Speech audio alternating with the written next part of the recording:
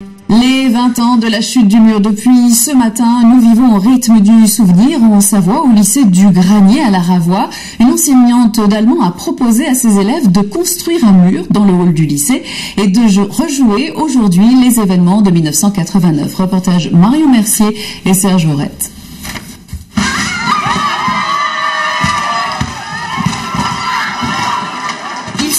En 93-94, Berlin, novembre 89, c'est un paragraphe dans leur manuel d'histoire. Mais pour une fois, cette histoire-là, ils ne se contentent pas de la prendre.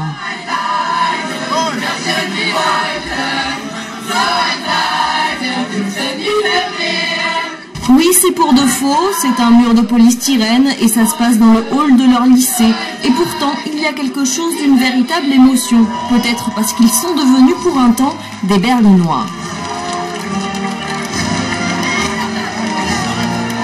On arrive un peu à les comprendre, ce qu'ils ont ressenti, on voit ce que ça a changé, parce que ça nous a concerné, ça a concerné toute l'Europe, que le mur soit tombé et on arrive un peu à se mettre à leur place, à ressentir ce qu'ils ont ressenti.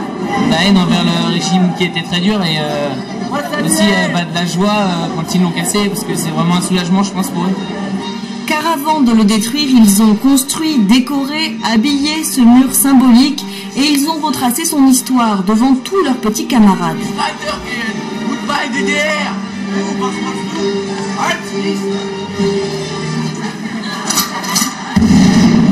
L'idée en revient à elle, la prof, non pas d'histoire, mais d'allemand. J'ai été à Berlin en tant qu'élève, j'étais jeune et j'ai connu Berlin aussi après la chute du mur. Bon, et donc ça vous fait quelque chose finalement? Je suis très émue et donc je suis contente d'avoir pu le faire partager à mes élèves. L'énergie de la jeunesse aura été mise à profit, même s'il faut retourner sagement en cours, ce petit événement restera synonyme de liberté.